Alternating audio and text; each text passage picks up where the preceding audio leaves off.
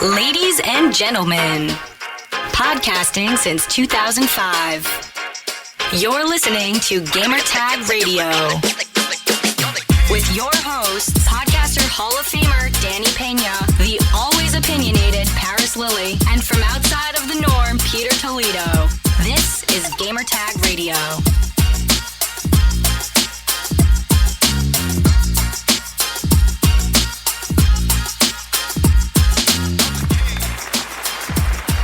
Hello, everyone. Good morning, good afternoon, or maybe good evening or good night.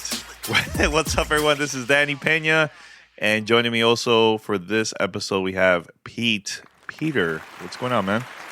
Peter, what the hell? What's up? Peter. It's Peter. Oh, it's Peter. What's up, man? Everything's good, man. How's everything over there, man? I'm doing all right. Just got back from Spain. I am now an official empty nester. I have leveled up both skill trees fully. I've got 2 kids that are out of the house now and in college, so it's been rough, but it's a new chapter for everyone now, right? You know, we got kids in college. I got, me and the wife now got to figure out what to do in the house that doesn't have to do with raising kids in the house. We don't have to, I don't know. It's a new experience, and it's something I'm looking forward to. It's a new I guess it's a new skill tree at this point, right? Yeah. No, that's good, man. And I remember when they were like so young, man. When we met back in the days, and look at that, they're out, they're gone, Pete. Right? Oh my God, it's a thing. It's good from having them with us at game launches, whether it was like Halo or Guitar Hero, or us doing events, or like even hanging out at the house, whether it was mine or your place, and they've always been there, right? Like they've always been a part of us as just a family, and now they're not here. Now they're their own humans. They're their own adults doing their own thing. So it's amazing, exciting, and frightening all at the same time. Yeah. But everyone, head over to gamertagradio.com, post your comments and feedback. Also listen to our past episodes, because we've been releasing some great content the past, a few weeks nonstop. It's been good stuff. And yeah, let us know. You also can find us on any podcast app. Just search for Gamertag Radio. We're there. Make sure to follow us, subscribe, post a review. It'll help us out a lot too. And if you would like to be part of our fan mail discussion, which we have a couple emails and voicemails that we're going to play on this episode later on, this is how you could contact us. Send us your feedback or questions. Give us a call at 786-273-7GTR. Email us at fanmail@gamertagradio.com or leave a message on speakpipe.com/gamertagradio.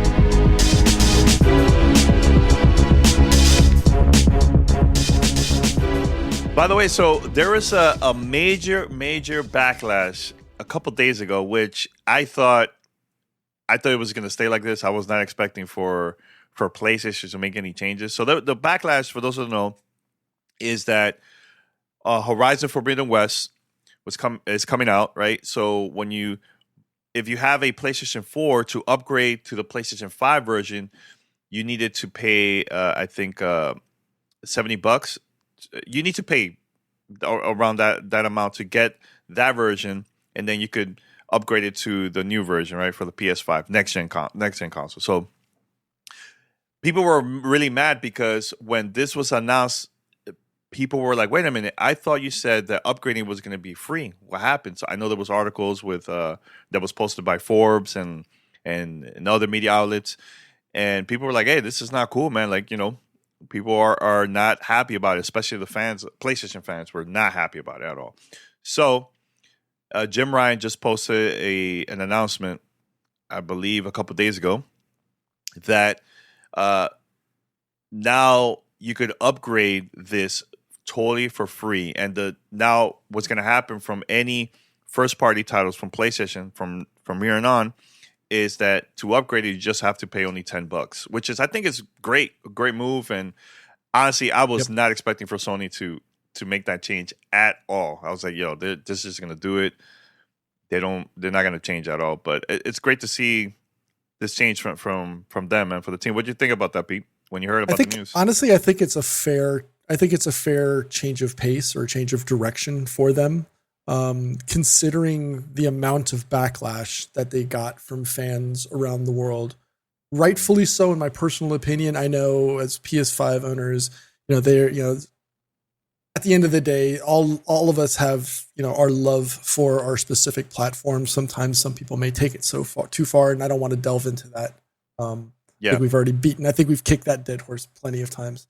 But I think at the end of the day, this is the right move. If you were going to be on the PS5, you'd be paying $70 anyways. If you're on PS4 and you do end up eventually getting a PS5, because it's near impossible to get it, it's literally like you win the lottery or get the PS5, and you really have to choose. So for them to listen to the community and actually say, you know what, we're gonna make the community happy, and this is what we're gonna do, and it's not just Horizon Forbidden West, it's actually all first party titles moving forward that are cross generational.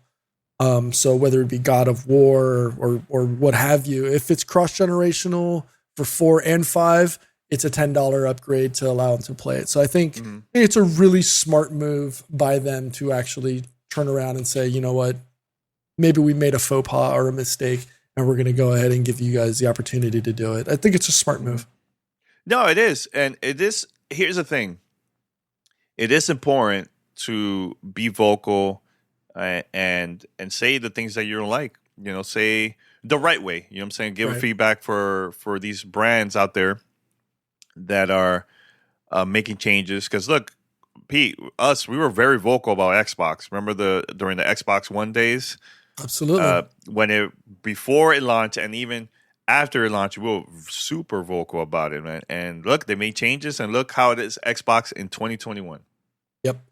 And it was because we gave feedback. You know what I'm saying? So that's what people need to do, man. I'm glad that Sony made this change, man. And again, Horizon Forbidden West is going to be totally for free to upgrade.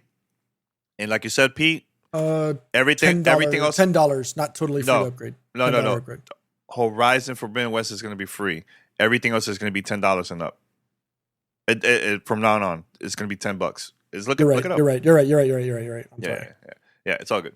So I think that's a great move. Great move. And shout out to PlayStation for doing that, man. And I think that's awesome. Really, really cool. All right. Now, speaking of PlayStation, later this week, there is going to be a PlayStation showcase that's going to happen Thursday. Can't remember what time exactly, but I'm planning to co-stream it. But 1 p.m. Pacific. 1 p.m. Pacific. What time is that for that your area? Will be 10 o'clock, because I think doing the math, that's 9 p.m. British for UK time, which is 1 hour behind me. So yeah, that'll be 10 p.m. Thursday. I may be able to do that with you. So if you'd be so kind to allow me to be a participant, I would be more than glad and happy to do that. Let's do it. Because I'm very curious to see what is it that they're going to show at the show during the showcase. I think we have a good idea what they're going to show. Well, I know that David Jaffe posted this. He said, actually, it was in one of his streams, and according to him, again, I don't know. He didn't mention exactly what it is. He just said this. He said, people are going lose their effing minds when they see the showcase. I don't know what it is, but I think that's really cool. I'm excited. I'm very excited. Because this is technically PlayStation's official E3/Gamescom, right? Yep. Correct. They haven't really done anything major for the past couple months. So we'll see. I think that would be cool. Yeah, really cool. He talked about in his little video, I think it was Gavin Games or something like that is the name of his show on streaming platforms. But he talks about that the showcase is going to be about 40 minutes. talking about, whether it's studio stuff or, just anything, games that are coming out this holiday and beyond. But some of the details that he dropped, because obviously the big elephant in the room is God of War, right? They revealed that little teaser video just, a little while ago. I was talking about God of War Ragnarok 2021 at the end of there, which, dropped a lot of jaws for everybody watching that. Mm-hmm. But they're talking about 40 hours of gameplay for that specific title. That's the rumor. Hours? That's what David Jaffe is talking about. And obviously, he has a lot of history associated to that title. He was the director for the first two. So it's for him to say that it's going to be about 40 hours. I kind of take him, at his word. And, if there's anybody that's going to have, ear to the grindstone type knowledge like that, it's him. Mm-hmm. But 40 hours, he said in his show that he thinks that might be too much. And I'm curious, do you think that do you have that same mindset, right? I mean, 40 hours of gameplay, that's a lot, right? Like just for a single player experience, 40 hours is a hell of a lot. And I'm curious, I'm almost of the same vein, right? Like I think 40 hours might be too much, but we got to debate about this. We got to debate about this. Because here's the thing.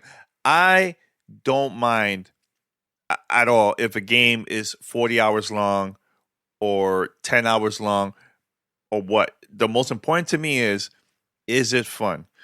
The majority of people, Pete, don't finish games like that because they just don't have time. So the only thing for them to it makes sense for them to do is play multiplayer games. PUBG, Apex, Warzone, Halo, etc. Because people just want to play online. They don't want to do a 40-hour campaign. They don't want to do that at all. Now, us, the hardcore, we'll go all in. I don't mind at all. Look, man, Psychonauts, I'm going to have a great conversation with Ree. I'm going to record this and release it to the public because that game is not that long. It's like maybe campaign only. This is just story. It's like around 10 hours or so, but it's one of the best games that I played this year. So, to me, length is not the biggest thing. To me, it's more about the content. Am I having fun with it? You know what I'm saying? So, I mean, at the end of the day, you look at a standard, usual game. You're always going to look at maybe 10 hours. 8 to 10 hours is about average for most people to complete a game, right? Yeah. If we're looking at like 100% completionist style, regardless of whether you're looking for achievements or you're looking for trophies, you're looking about 20 to 25 hours, maybe even 30, depending on the game and how difficult these achievements or whatnot end up being. I don't want to say that I'm totally against 40 hours because look at The Witcher, right? The Witcher was like 30 plus, 40 plus, maybe 50 hours if you included the two expansions that came after it. No, that's way more than that. I have over 100 hours. I have over 100. It was about 35 hours for the first game and then 10 and 25 for the other two. So, but we're talking a full game. Yeah. Then we're talking 2 DLCs that came after that were just short of basically being full games in and of themselves, right? Actually, at the end of the day, those two were basically full-on games tacked on to the end of, the full Witcher. So it's not a surprise, but if it's 40 hours of just full game, not 100% completionist style, but like 40 hours, are you okay with that? I'm okay with it. Games are expensive, dude. So I get that. If I'm gonna pay $60 or let's say 70 for a game that I know I'm gonna go all in and play the whole time, I don't mind. Hey, dude, I have so many hours Grand Theft Auto, and still to this day it sells like crazy. Yeah, but was that all single player or was that multiplayer mix combined? I play more the single player than I play the single player more than the multiplayer. I don't know. I'm not fully against it as long as the game doesn't suffer as as a result, right? I don't want that. I don't think that the time limit should be like added to it as a requirement, or like if they're trying to hit this benchmark for time because people think that, oh, I'm getting 40 hours, it's going to be well worth it. I'd rather have the quality over the quantity, right? Give me, I mean, hell, look at Hades. I mean, shit, you could, sorry, damn, I cursed. Hades does, all right. This game is so good. That game is so good. It does that to me. Yeah. But you can have that amazing experience in 3, 4, 5 hours that is totally good quality. Plus it's, you can have multiple gameplays through it and it's a fraction of the cost, right? Whereas now we're looking at 40 hours. I'd rather have the quality. If you can give me that entire thing and condense it down to 10, 15 hours and be it an amazing game of the year type experience, I'm all for it. But 40 hours, I mean, are you just tacking on side quests just to buff the amount of content that's in there if it's not necessary? I don't know. It gets a little, iffy at that point. Yeah. Look, me, again, it's about the content. If it's good, I'm all in. It's like a perfect example, Pete. We went, we will go to E3 previous years, right? And we will post multiple interviews during the week. So I think it was like 57 in 7 days. 57 episodes in 7 days. Some of those episodes were like 5 minutes long, 10 minutes long, but they were like top quality, great conversation that the media will pick it up. It got picked up because of the conversation that we had with the developer, or maybe because of the preview of a game that we did or something, Right. So again, that's 10 minutes long. And there was a lot of content out there, right? But there's people that would do 3-4 hours of content and I can't sit and listen to the whole thing because it was just boring. So like you said, it is important to have those story or campaign that is fun. Doesn't matter if it's short or long, as long as it's fun and great content, then I'm all in. And I think we're kind of on the same page of it when it comes to that. Basically, yeah, for the most part. Yeah, I think we're like, there's like little parts of the conversation where we disagree, but for the most part, I mean, again, at the end of the day, quality over quantity. I think if they could get it down to 20 hours, I mean, hell, again, I don't want to tell them what to do. And I'm not, speaking for everybody, obviously anybody that's listening to this or everybody out, who has a voice or, anybody on social media, everybody's never going to agree on the same thing. No, but at all. As long as the experience in and of itself is quality and makes me, excited, happy, joyous, frustrated, pissed off, all of those at the same time, I'm okay with it. Just give me a quality game and I'll be happy regardless of whether it's 60 or 70 bucks. All right.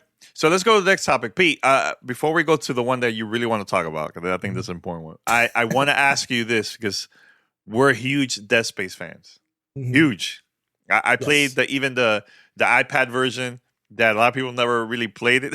It came out when the iPad was like on top. Everyone was like into it. But anyways, there's a new Dead Space game that's coming out from EA Motive, right?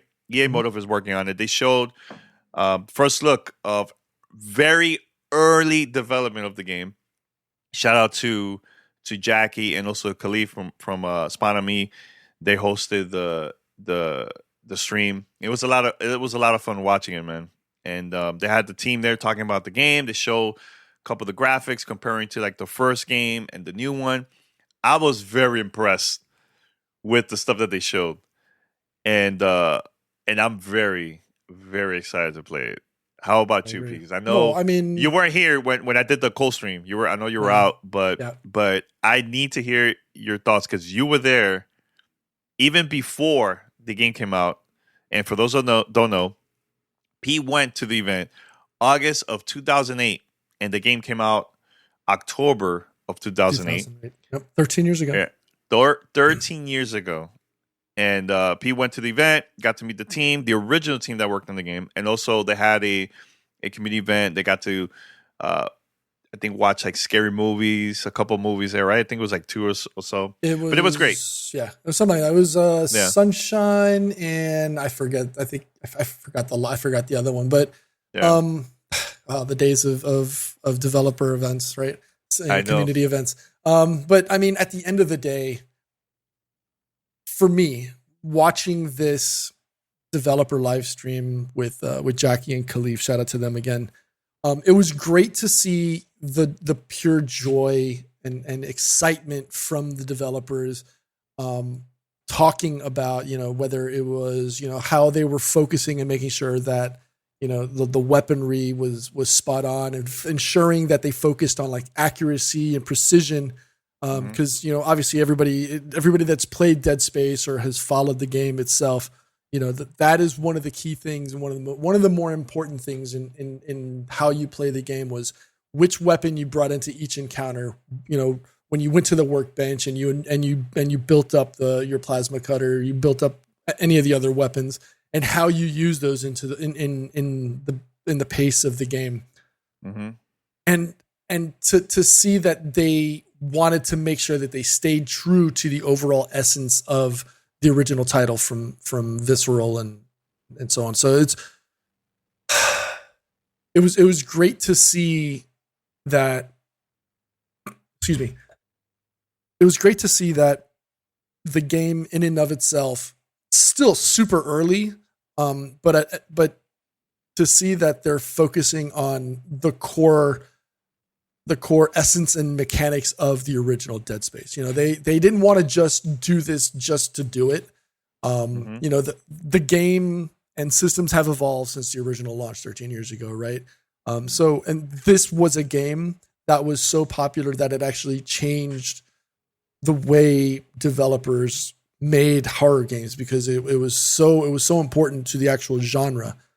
So it's exciting. We still don't know the launch. I don't see this coming out anytime soon. I think maybe 2023.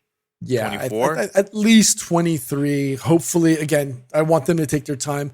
Thankfully, it's not like they're going from complete scratch. And I think we talked about this a while back when this first started coming out, was that they have all the original art, audio, and studio files. So they have everything that they need. They know the story, where it's going to go. So it's fantastic to think, it's fantastic to know that they can just focus on making the gameplay great, as opposed to having to come up with a storyline as they're doing things. They know they have the path of which way to follow. But man, it's so exciting to see this game get redone, seeing the suit all over again, but reimagined and redone for 2021. Was exciting. It was great. Watching the 2021 version of Isaac, but in like that wireframe environment, even though he had necromorphs coming at him, it was exciting to see that. It was. I'm super stoked. I'm glad to see that Khalif and Jackie were obviously excited to do that as well. They were just the extreme joy in Khalif's voice was enough to sell anybody, right? Much less myself. Yeah. And then obviously, seeing the senior producer and the creative director out there talking about it again, there's so much excitement to this. And if you don't know what we're talking about, there's a great video out on YouTube from IGN that they actually chopped it out into individual pieces. So if you just wanted to see like just the individual, or you wanted to see like the whole 40-minute video, they've got it. But yeah, it's fantastic. It's fantastic. Yeah, it's really cool. Very, very excited. Again, shout out to Jackie and Khalif. They did an amazing job with the presentation. All right, Pete, I know you want to talk about PUBG, man. What's going on? Because I have no idea about this. It's not a bad way to transition this, right? Not a bad way. Yeah. I mean, Glenn Schofield was the original developer. He was the mind behind Dead Space. He's now actually over at Crafton working on the Callisto Protocol. Yeah. All right, so it's going to become PUBG Radio all of a sudden. PUBG, and it's not even PUBG Radio. It's actually PlayerUnknown Radio. So this past Monday, Brendan Greene, aka PlayerUnknown, announced that he had officially left Crafton, which was previously known as Bluehole Studios, previously known as PUBG Studio. He had left, And in this video that he released on Twitter, he talks about how he was stepping down as head of special projects at Krafton and was opening his new studio in Amsterdam called PlayerUnknown Productions. So the part of the conversation that actually caught my attention was that he mentioned that as part of the transition, he was actually able to retain his name, PlayerUnknown, and how that actually contradicted a statement from Krafton from a month ago when they rebranded the game known as PUBG to PUBG Battlegrounds. And so like their official statement at the time was Krafton is actively expanding the PUBG brand through a variety of new experiences set in its own universe. Rebranding PlayerUnknown's Battlegrounds to PUBG Battlegrounds is the first step in us realizing this vision. Additional titles in the franchise will carry the PUBG name, as you know, with their upcoming game, PUBG New State. So, since we know the legal proceedings concerning intellectual property and stuff usually take some time, this was already in the works when they made this announcement a month ago. And so, while Krafton gets to keep the name PUBG, Greene leaves Krafton and will get to keep his name and the game that he started back in 2019. So like Prologue is the new thing that he's working on. There's a great article with Dean Takahashi. He had an exclusive article on VentureBeat that came out the day after this video. So what do we know about Prologue? Prologue is not going to be a BR or Battle Royale. And according to this article, it's essentially a pay what you want tech demo, right? That resembles the forests of Europe, and it's set within a 64-kilometer square space where everything is intertwined and interconnected. And it'll still be some form of like a survival game with a constant harsh weather atmosphere.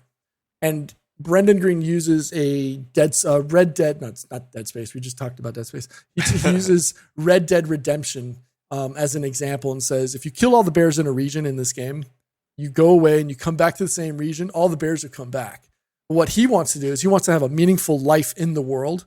So if you kill all the bears in a region, maybe the deer population explodes because there's no more predators in that environment. And that's just the tip of the iceberg of what he was talking about. He also talks about Project Artemis. And in comparison, consider that the largest map in PUBG is 8 kilometers by 8 kilometers. And Prologue will be 8 times larger than that. And Artemis, which is the ultimate goal for what he's trying to do, is envisioned as an Earth-sized virtual world.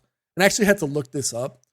The Earth itself is 510 million square kilometers.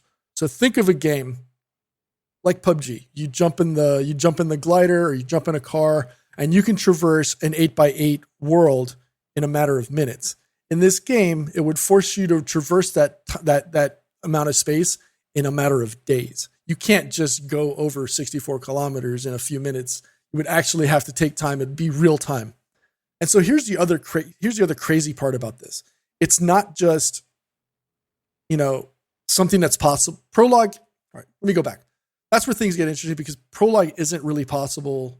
Well, Prologue is possible in current game technology, and he's actually trying to bet the farm on machine learning or AI to create everything necessary to make it possible.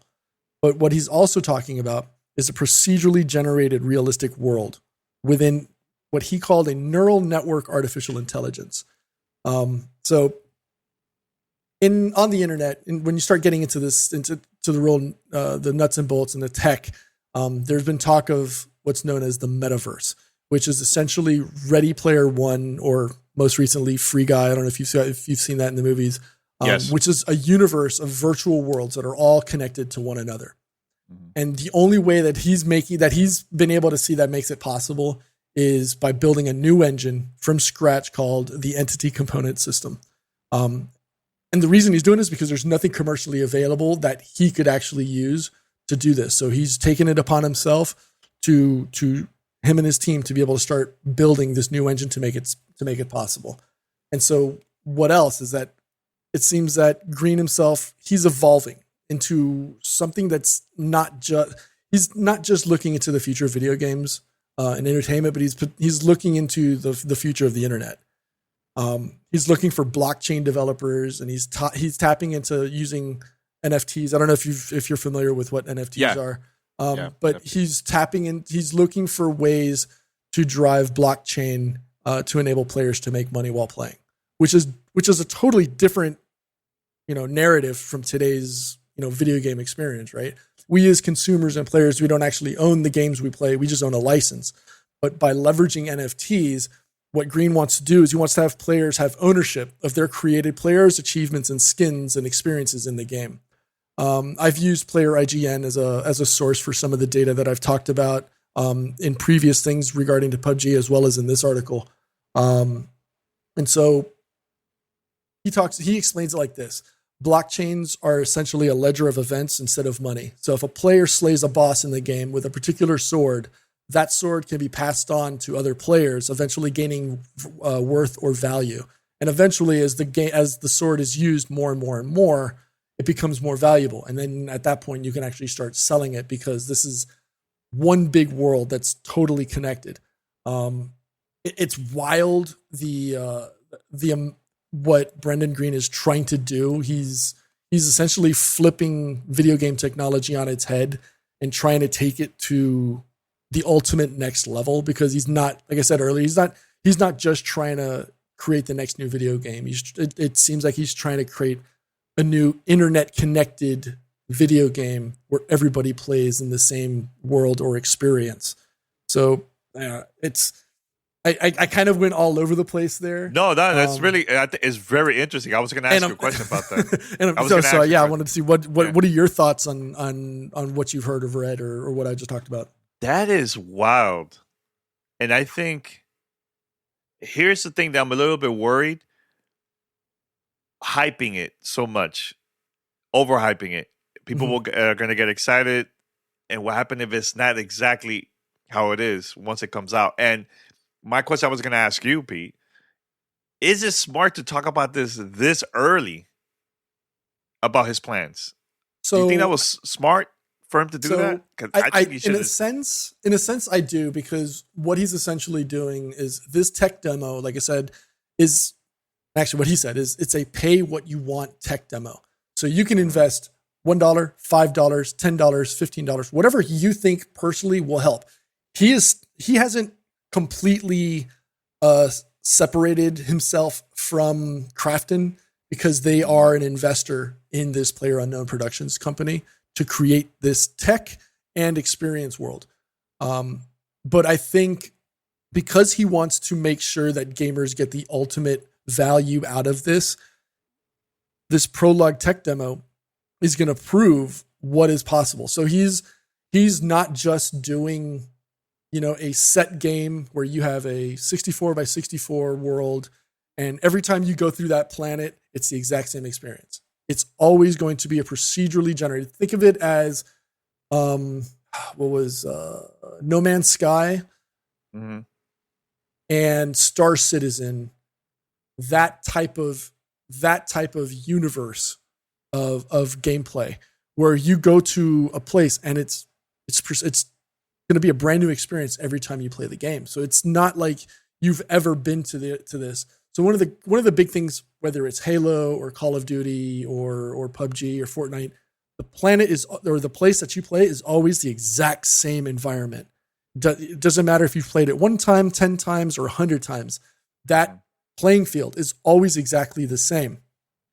But if you're playing on a 64 by 64, or like he's envisioning with Artemis, it's a planet. How do you remember that, right? Unless you're only playing in a finite space. A good example of it is Rust. Have you ever played Rust, Danny? I have. It's been a okay. So yeah. So when you play Rust, if you took it to the expanse of what he's trying to do with Prologue, you would have a village every 5 to 10 feet. Whereas in this, you would have to traverse for hours just to get to another village, right? He doesn't want everybody to be just like stacking buildings on top of buildings on top of buildings, like in Minecraft. Like if you had 100 people playing on a Minecraft server, there'd be no place for you to dig or build because it would have been used up by every other player in the planet. And that's what he's trying to do. He wants to build out these not just one world, but this universe of planets and worlds. And at the base thought pattern of it, it's wild. Like, how would this be? And it's not even something that he or a team of 25, which is what he got. He got his original team of 25 computer developers to work with him and go to Amsterdam, but they could never achieve this. And they're trying to leverage machine learning and artificial intelligence to develop these things, to develop not just the worlds that the gamers will play in, but to develop the systems that will generate the worlds and the players that people are in. And it's mind-boggling on because it's on such a scale that we've never seen or experienced. I think the closest would be maybe EVE Online, because that generates revenue. People actually make money from games like that. So to see where he has gone in his career from gamer to a modder, with Arma 3 and developing the PUBG, Battle Royale, basically from a mod of an existing game, then going to Sony and creating H1Z1 King of the Hill, and then going on and eventually making the PUBG game in and of itself. To see that mindset, he has said himself, he's done with modding. He doesn't want modding to happen. Like which is strange because this is basically how he became who he is now. Yeah, that's what I was about to say. Like, what's up with that? He wants these worlds to be he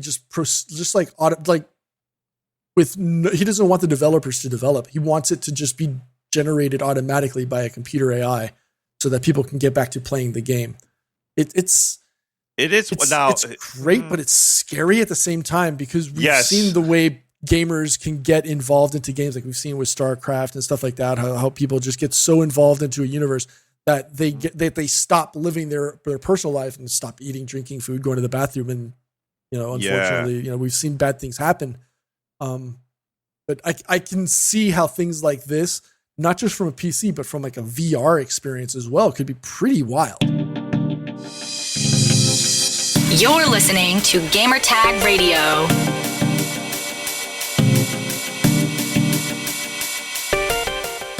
All right, we're going to continue with our conversation here on episode 1162. But first, let's talk about our sponsor, Magic Spoon. Growing up, cereal was one of the best parts of being a kid. But I had to give it up because I realized it was full of sugar and junk that you shouldn't eat. We're all trying to eat better, but healthy breakfast doesn't have to be boring. Magic Spoon has the amazing flavors you love, but without all the bad stuff. And look, for me, I've been trying to cut down on sugar and unhealthy foods, and I realized I can't eat anything anymore. But Magic Spoon sent me a couple of their flavors. They sent me like 4 or 5, and I started eating it with my partner, and we love it. We enjoyed it. It was delicious, especially cocoa and cinnamon. Oof. Highly recommend if you want to try that out. But it's really good, and plus it's healthy. That's something that I'm highly, highly recommend for you guys to try it out, because I know there's a couple people that listen to the show that actually bought it because of us, and they also hit us up on Discord saying it was so good, and also thanked us for promoting this product on GTR.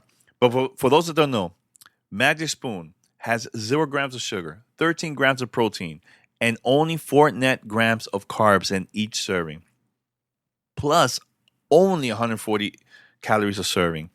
It's squirrel-free, gluten-free, grain-free, soy-free, and low carbs. Plus, you could build your own box. Available flavors to build your own custom bundle are cocoa, fruity frosted, peanut butter, blueberry, my favorite, cinnamon, cookies and cream, and maple waffle. Guys, go right now. Right now. Call to action. Go to magicspoon.com/GTR to grab a custom bundle of cereal and try it out today. And be sure to use our promo code GTR checkout to save $5 off your order. $5 off. And Magic Spoon is so confident their product is backed with 100% happiness guaranteed. So if you don't like it for any reason, they will refund your money, no questions asked.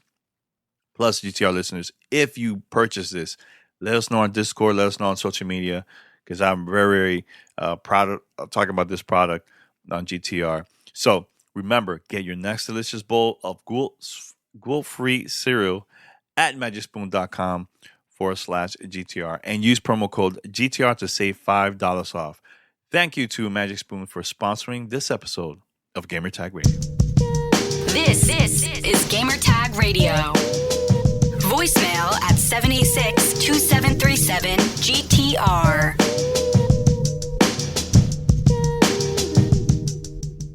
Now, can he pull this off on like consoles? I don't know if he could do it. Like I could see it like PC all the way. Definitely could see that, but consoles are going to be a little bit tricky, Pete, to pull something off like this because this is insane. So insane. The crazy part is this. It's not like the game is going to come on a disc. This is going to be a total you play online type of experience, right? And he says that it's possible on today's current gen to do the prologue experience, which is the 64 by 64 sandbox. But when he starts going into Artemis and the whole like world of worlds and universes of, that I don't think is something that the current gen, whether it be PlayStation 5 or the Xbox Series X, I don't know if that's possible. But considering that most of the horsepower will be generated from a streaming experience, the world, who knows at this point, right? Yeah. You know, for those that don't know, Pete actually interviewed him years ago. I think when PUBG, what year was that? PUBG was coming out for Xbox One. Got to be 2018, I think. It was 2018. I think it was 2018. Yeah. Or 2017. One of the two. But P, it would be cool if you can invite him back and have this conversation because I think this is wild. I don't know. I can't see it. I need to sit down and also ask him questions about it because it's a lot. It's a lot of information, and it, like you said, it could be very, very scary, man. You know. So yeah, I would love to get him back online. I think he's going to be pretty much like everybody's going to be trying to get an interview with him now. To basically cover this same doesn't stuff. hurt to ask. No. I'll reach out to my contacts to see if if actually I know the people that he was being represented by before because that's who we spoke with to get him online. I'll reach out to them and see what is possible. I would love to tap his brain because going over this over the last 2 or 3 days, it's insane as a IT person to try to understand the mentality necessary to try to come up with this. Mm-hmm.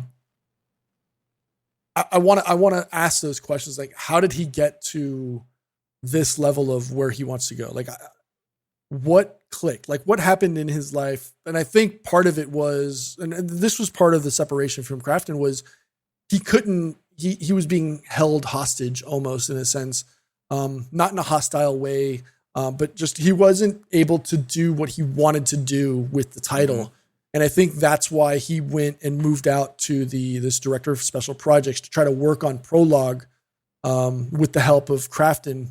But I think because they were trying to focus more on the PlayerUnknown, like the Battlegrounds portion of it and that series of universes, where he had bigger, more grandiose, he had bigger visions of what he wanted to achieve. Like you said, is it possible in 2021 through 2025? We've seen massive growth and growth spurts in machine learning and AI, going so far as to see like what Boston Dynamics is able to do with that dog, with that robot dog. And I've got a little bit of experience with it. My wife actually worked with a company that was working on the software that actually runs in the background for it. Is it possible in the next 2 to 5 years? Who knows? Will this become another Star Citizen where it's like $300-500 million of crowdfunding and we're still not out of alpha beta? You're totally valid in your question is this even possible? Like in 2021, like mm-hmm. is he maybe, are the goalposts set so far back that he'll never be able to punt this through the goalposts? who knows? But it's a vision that is exciting and scary at the same time. And I want to see it happen at this point, right? He's spoken it into existence. So now I want to see this achievement. I'm actually rooting for him, not just because he created my favorite game, but I actually want to see this achievable. I want to see this, whether we only get prologue, because that's all we can actually achieve, or if we can get some form of Artemis and see this world, this full world, not even the universe of worlds, but just this one planet occur or happen. I want to see it happen at this point. He's spoken it into existence. So I want to see it come to life. Yeah. Hey, he's more than welcome to come back on the show and talk about this, because I have questions. I definitely have questions. And Pete, if there's any updates in the future about this, hey, let us know here on the podcast, man. I think this it was very interesting hearing this from you, man. So it's cool. Yeah, I'll definitely keep a tab on this one for certain. And if our listeners or our viewers on Twitch or on YouTube, if they're interested in it and they want to hear more information as it comes out, I'll be more than happy to maybe start doing sidebar conversations on this, whether it be on Twitch or, on wherever, just platforms or whatever. Again, we can get Brendan, if you even hear this, hopefully you do, and you're open to talking to us about this, I'd be more than happy to have you on the show. Yeah, let's do it. All right. So this last news here, because we have some fan mail. We want to answer some questions here. But so Alan Wake Remastered has been listed at a retailer in Taiwan for release on PlayStation 4, PS5, and Xbox, which is Xbox One, and also Xbox Series X and S. And it's coming out on October 5th of this year. Now, I'm very excited about this because we know that Remedy is also working on the sequel of Alan Wake. So this is going to be a great time for those that have never played this game back in 2010 for the Xbox 360 and PC. And now this is your chance to try it out, but now with a remastered look. There's no other details about it. They haven't been confirmed at all about this at all. But hopefully in the next couple of days, probably we'll hear this from Remedy, and they probably will make this official and announce it. But I'm very excited about this, and I want to play Alan Wake again. It's one of my favorite Xbox 360 games. Period. Is up there for me. And I know, Pete, what you think about this, man? Because you played this game back in 2010 when I went to your house. I got this game early, and I wanted you just to try it out for the first time, and it looked like you had a great time. There's a video online of Pete playing this, and he was like, "Oh my god, this is scary as hell, man!" So, no. You think, man? I'm excited. I know you, of all people, I know you're extremely excited of it simply because you have a fascination with the whole Alan Wake universe, right? Whether it be this game or Control or any of the other games in that little universe. Again, this kind of almost goes back to the conversation we had just now about this universe of worlds where, these are all interconnected and intertwined in some way, shape, or form. So I would love to see hell, it looked good back then, right? In 2010, we're talking 11 years ago, right? Yes. Yep. So it's great to see, if possible, how much better can they make this? And I mean, can how well is, or how good is it going to look, right? Because it looked great back in 2010. It'll be great to see how well this turns out. Yeah, and for those that don't know, Remedy acquired Alan Wake publishing rights from Microsoft in July of 2019. So, and I know also the studio. This is from the article too. The studio announced that in March of 2020 that it signed a publishing agreement with Epic Games for its next 2 unannounced titles. Now, according to Jeff Grubb from GamesBeat, he said this back in March, that 2 of those games, one of them was going to be Alan Wake 2. So just want to mention that very, very quick there, man. But yeah, the most important thing, P, about this to me is the just replaying the game and just enjoy the story again, man. Because the story is so good, man. So good. So if you play Control, there's Easter eggs there of about Alan Wake, and I know there's a DLC that came out for that game, also related to Alan Wake. So you have an opportunity. Make sure to play Control. And I think, is it Alan Wake is on Game Pass? I'm not sure. I can't quite remember, but it was there on Game Pass before. So you have an opportunity to try that out if you haven't played this game, man. So This is Gamertag Radio. Voicemail at 786-2737-GTR.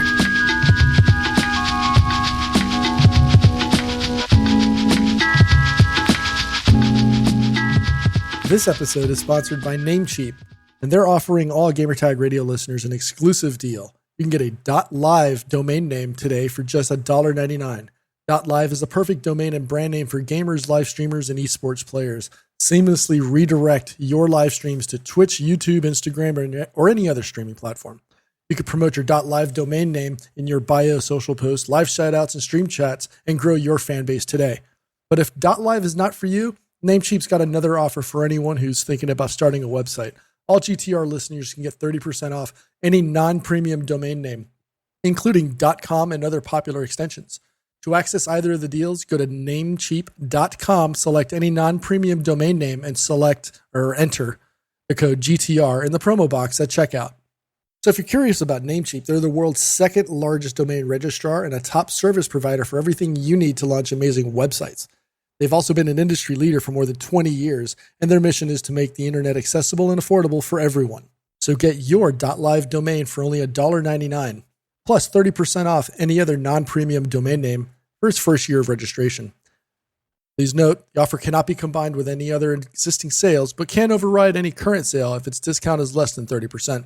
So get your .live domain name for only $1.99, or enjoy 30% off any other non-premium domain. Just go to Namecheap.com, search for your desired domain, and use the code GTR at checkout. That's Namecheap.com, and use the code GTR at checkout. This is Gamertag Radio. Voicemail at 786-2737-GTR. and it's time for fan mail. Fan mail at gamertagradio.com.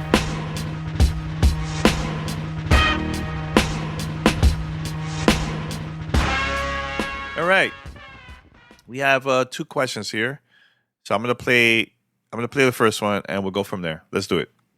Hey GTR, this is Garth Wolf from Columbus.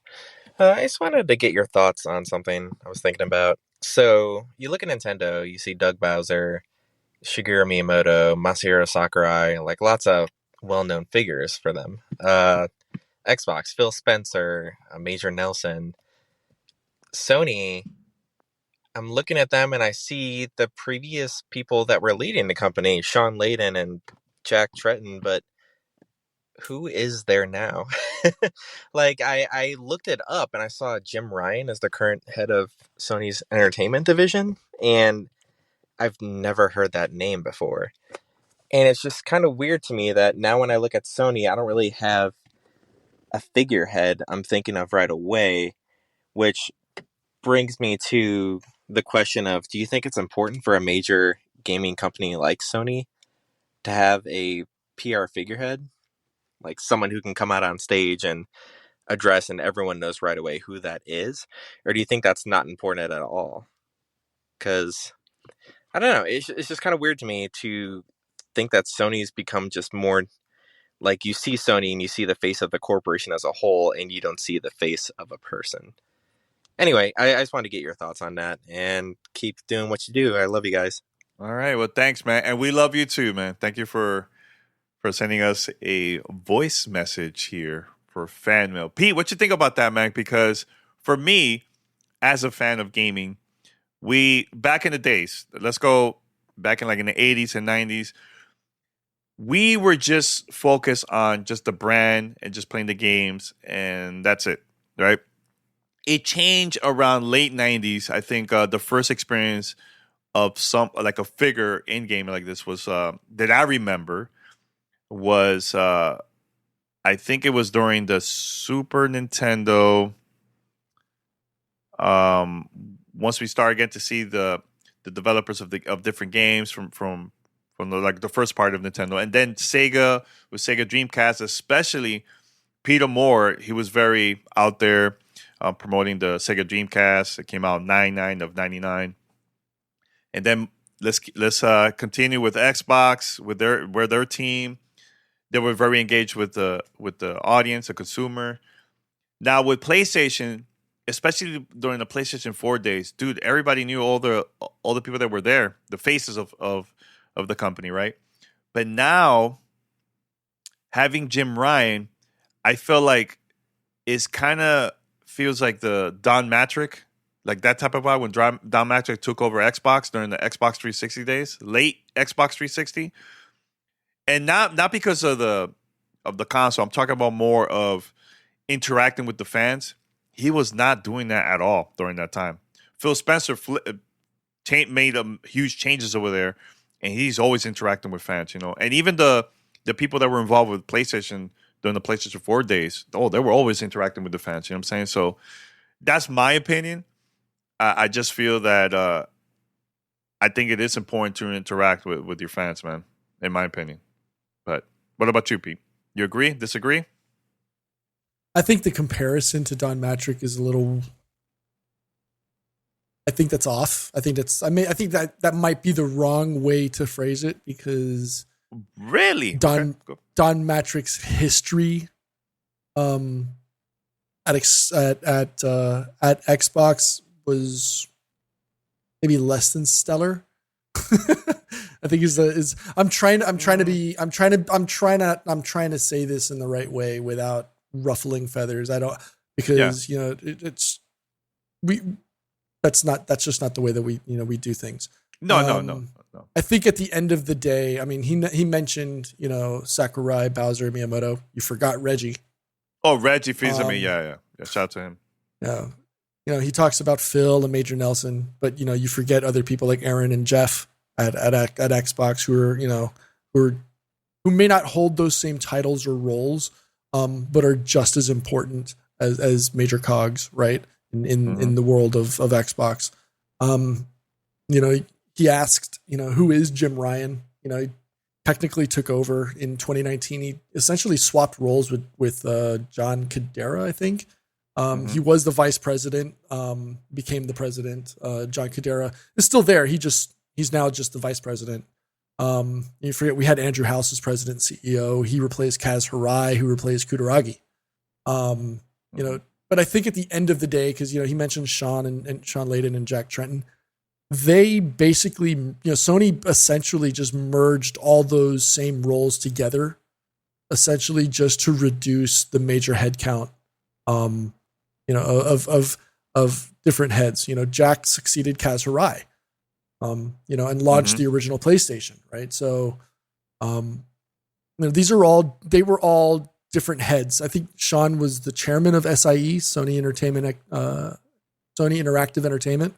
And Jack was head of Sony Computer Entertainment America.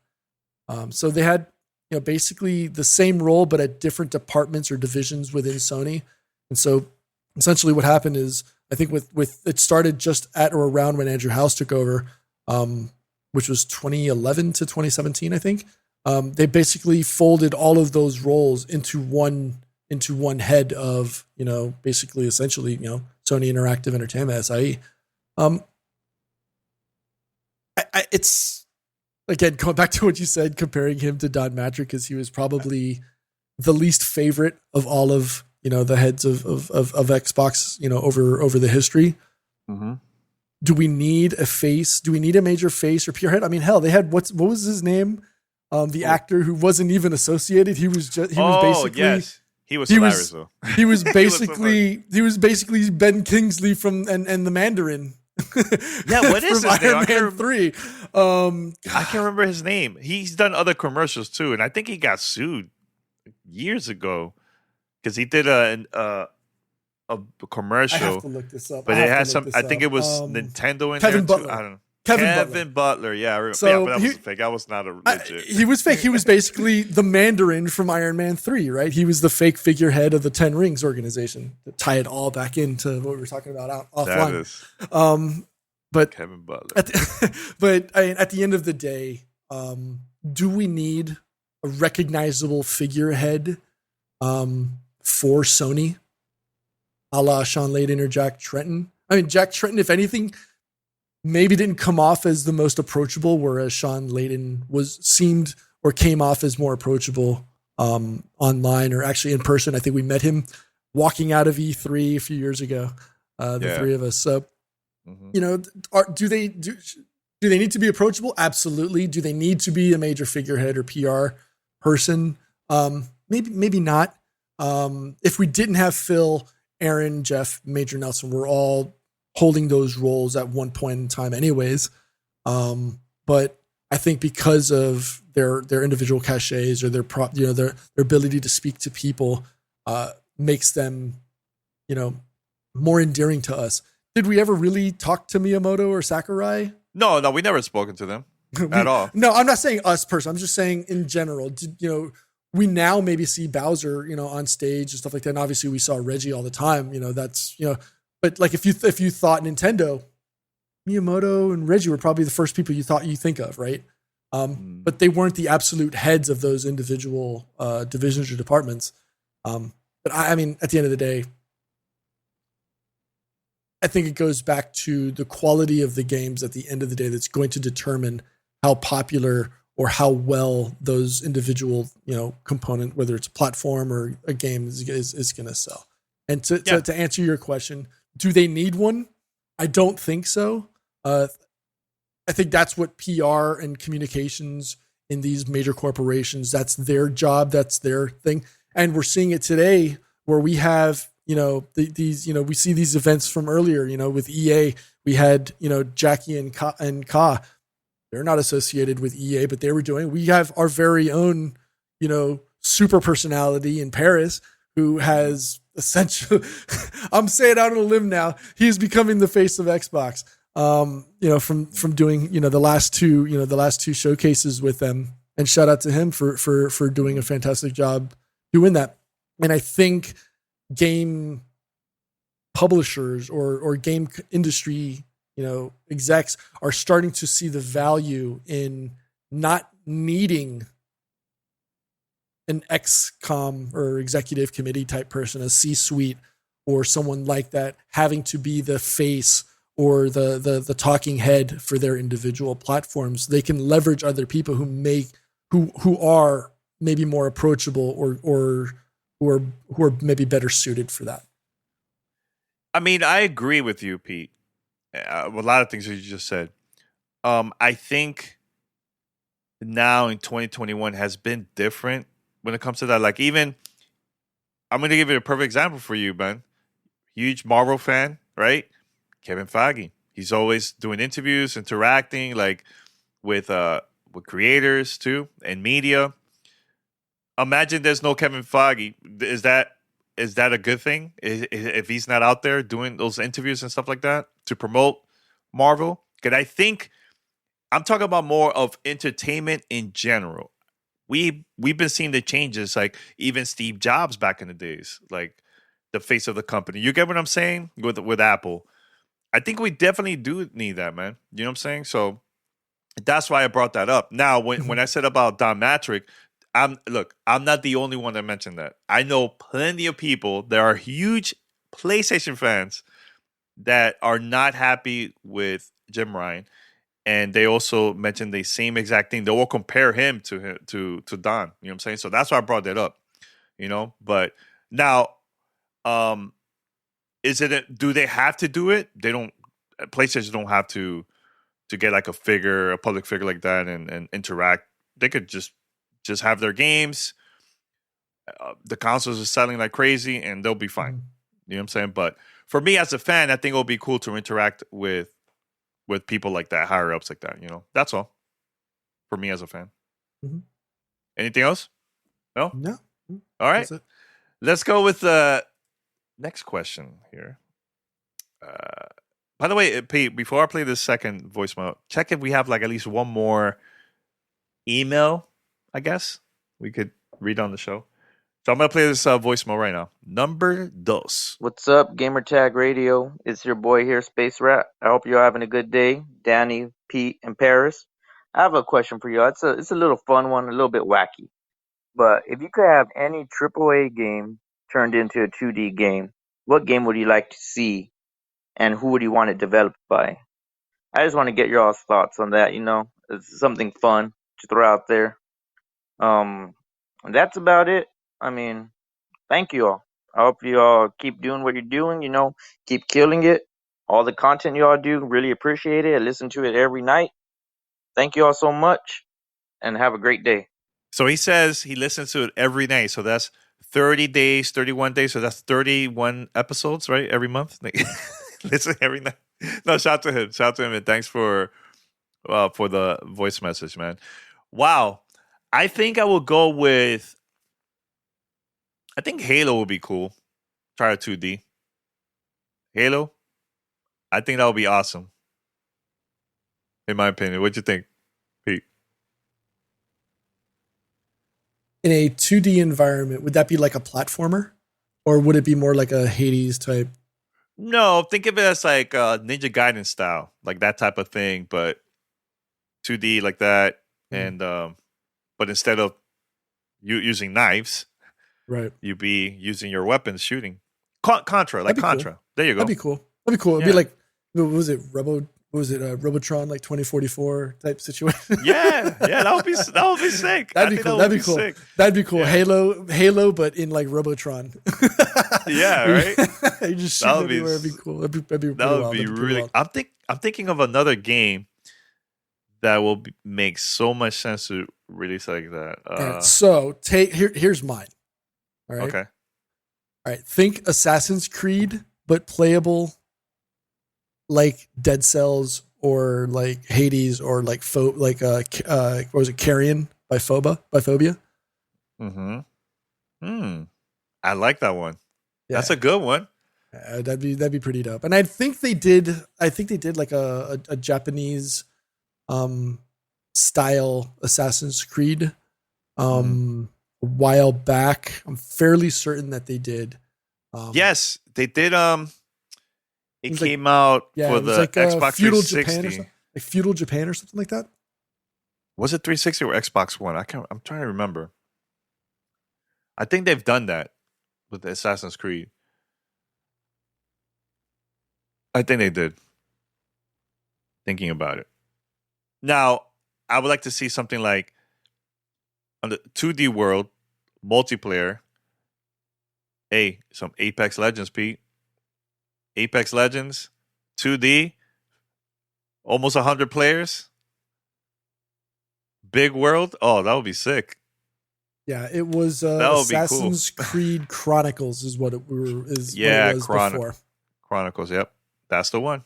But again, I would love to see Supergiant or Phobia try to take that on. I think that'd be pretty cool. Do you have one more? One more game? Another game? I think Resident Evil would be cool. 2D.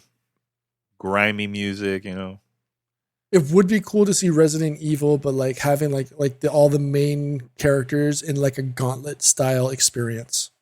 Ooh. That's a good one too. Wow, Pete. That'd be cool. Wow, you were inspired by this PUBG news, man. That now Pete is coming up with like some ideas. I've got neural networks tapping in. Yeah. That's cool, man. That's cool. It's cool. No, but any other questions? Let me see.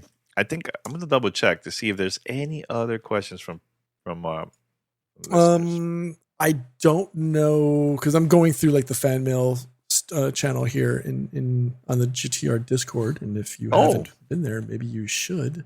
Oh, I have one. All right, go for it. I have one. This is from 11 days ago, and this is from Richard.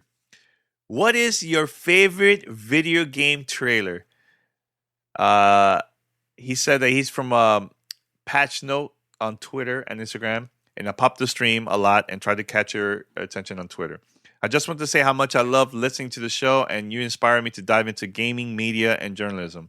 It's being tough as a full-time student, but listening to you guys inspire me daily.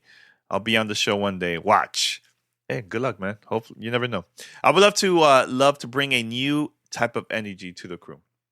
Anyways, he says, what is your favorite game trailer? Mine has to be TV spot for GTA 3, Halo 2, the one that's bet you can stick it trailer, and also Gears of War Mad World trailer. And he said we'll continue talk about this for a long time. But anyways, he says thank you and love y'all. So Pete, what is your favorite video game trailer ever? Let's go for it. I have a cool one. You kind of got me with the Mad World. Ooh, that's a good one. Like Mad World, the song Mad World for Gears of War. I actually have history with that song because there's a remix of it that I used to love that took me years to find. But finally I was able to get it. But you know, so that I can't remember. I think the artist, his name is Gary. I can't remember the last name, but he's the one who originally wrote Mad World. So when I heard that actually playing in the background, I was like, ooh, that's kind of spooky. I don't know. Witcher 3 Wild Hunt was insane. You really think yes, that's a good one. That's a really good one. I forgot about it. I'll tell you mine. Go for it. Yo, the one that it was, now this is not for a game. This is for a product that was coming out. Sega Dreamcast. The one that I think there was like cops going after this spy or undercover. Okay. And crazy special effects. That commercial at that time looked very, very expensive. And it looked like it was filmed in Japan. So it got me really excited for Sega Dreamcast back in 99. So highly recommend it. Now, as for a game, I think Halo 3. Halo 3, the one we got to see Master Chief, and he had the shield as a bubble, right? Mm-hmm. He was inside, and then he jumps over a hill, and he's like attacking the enemies. Right. That's the one that I love. I can't remember the name of that trailer, but it was for Halo 3. That's one of my top favorite, and also Mad World, Gears of War, really, really good. Oh, you know which one too? Mirror's Edge. Mirror's Edge. Remember the first Mirror's Edge game, Pete? Yeah. The song that they had in there. Oh, forgot the name of it, man. That was a good one. I think I have one. Star Wars: The Old Republic Deceived. I don't know if you remember it. Republic. I don't remember this one. There's a scene. All right, so it's again, it's Star Wars, so it's always going to be the Jedi versus the Sith. But there's a scene where this shuttle comes crashing through this castle that they're all fighting in, and it just unloads just this mass of Jedi coming out, and then at the end, it's insane. I'm gonna put it in the chat so that people can experience this as we're talking. Yes. Oh my God.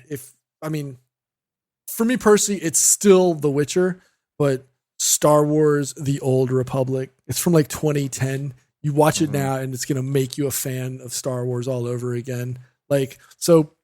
This shuttle comes crashing through, and just as it comes to a stop, there's this figure cloaked in black. He pulls it back and he just goes ham, and then it goes wild. And just watch the trailer. I don't know if you want to even pause the podcast, watch it. It's 3.5-4 minutes long. You watch it and we come back, we talk about it. Put it in the video notes so that people who download the podcast can watch it when we're talking about it. It's insane. I think that one and The Witcher is probably my favorite. All right. Well, we have one more question because I love answering these cool questions here. This is from Alex. Hey, Gamertag crew. This is Alex from Dallas. The other day, Tony Polanco said on this podcast that maybe Microsoft should hand the Halo franchise over to id Software. They got me thinking. With studios all under the Xbox umbrella, do you think we will ever see universes cross in the future? I would love to see, for example, Doom, the character in Doom, in Gears, or BJ in Halo, either as friends or enemies, or even just a cameo. Maybe you guys can pull some strings in the industry and make it happen. I don't know. I really doubt they're gonna listen to us, but that would be cool. That would be really cool. Pete, what you think, man? I think there's a couple games that I would love to see. I mean, as a kid, we always wanted to see Mario and Sonic, right? And that happened, years later. But I think that would be cool to see something with Doom and Halo together. I think it would be awesome to see something like that, or even Metroid too. Get in there too, right? I mean, the coolest moment that I remember of cross universe in one game was Soul Calibur. Seeing the Soul Calibur characters in there. I think Spawn was in there. Link from Zelda was there too. But it depends which version you will buy for that console. So if you buy the GameCube version, you will get Link. If you buy the Xbox version, you would get Spawn, right, etc. So something like that will be cool. What about you? I mean, we kind of got it a few years ago with Rabbids and Super Mario. Never thought we would have seen something like that, and it would be so amazing to experience finally when it happened. I mean, we kind of get it. I mean, Nintendo kind of does a really good job of doing that, of pulling in characters from outside into their shared universe.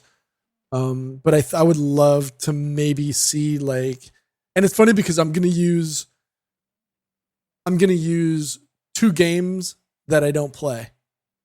Oh, Final Fantasy and Legend of Zelda. Final Fantasy and Legend of Zelda. It is tricky, Pete, because with Final Fantasy, no. Here's the important thing. Every Final Fantasy, the majority of the games, is brand new stories, brand new characters. So it has to be a game that already came out that people could relate to those characters. You get what I'm saying? Yeah. Something like for example, Final Fantasy VII Zelda, like something like that makes more sense. But yeah, I can see that. I can see something like that. That'd be cool. It's different. It's not something that we would, we've seen it. I just thought it'd be really cool to experience. Yeah. That would be cool. Anything else? We're good? No, I think that's it. I think that's it. Yeah. But look, guys, we would love for y'all, the ones that are watching right now on Twitch, and also listeners, send us questions. We would love to do a whole episode of just answering questions from the fans. And it's super easy. And here's how you could contact us. Send us your feedback or questions. Give us a call at 786-273-7GTR. Email us at fanmail@gamertagradio.com or leave a message on speakpipe.com/gamertagradio. All right, everyone. Just want to say thank you so much for sending us questions, for watching us on Twitch. It's going to be really fun to start talking the future coverage that we're planning to release in the future on the show. I can't say what it is, but it's gonna be some cool stuff. Really, really cool stuff. And is there anything else, Pete, from your end? Is there anything you want to talk about? Follow Pete on Twitter. Follow him on Twitter. Get me to 30 followers. No, I'm kidding. Follow him. Follow Pete. I think get me to 4,000 followers. All right, get me to 4,000 followers. Maybe I'll even get verified if I break the 4,000 barrier. I know, man. Yeah, let's go. 4,000. Get all 3 of us verified. That'd be amazing. Yeah, we're gonna try to make that happen, Pete. We're trying. We've been trying to get Pete verified. Help us out, Twitter. What is it we need to do? Come on. Hope, I saw you in here earlier. Make it happen. Help me. Wait, who's here? Who was here? Popart. He was in the chat. I saw him earlier. Oh, snap. That's cool. Shout out to him, man. All right, guys. Thank you for watching. By the way, September 30th is International Podcast Day. I'm planning to have my 4th session on Bright, all about how to make money in podcasts. I have a special guest joining me. And also, I'm going to have some surprises for the guests, for people that attend the session. But the person is going to be joining us. We're going to be talking about how to get advertisers on your show, media kits, and just the business of getting money for your podcast. So it's going to be a lot of fun. He's been in the industry for a very long time, so And also, P, you probably don't know this, but he also helped us behind the scenes getting us ads, which I had no idea. Oh, really? And I found Thank this you. out while having a conversation with him. So yeah, thanks, man. So guys, so make sure to go to brightlife.com or under the description of this episode. The link is there. Just reserve your spot, and hope to see you there. Thursday, September 30th at 5:30 p.m. Pacific. That's 8:30 p.m. Eastern Standard Time. Okay? And that's about it. Until next time, thank you for listening to this episode of Gamertag Radio. It's over an hour and 20 minutes. Wow. Until You're next welcome, time. Keon. Take care, man. Yeah. That's cool. Thanks for listening to Gamertag Radio. Be sure to like us on Facebook and follow us on Twitter.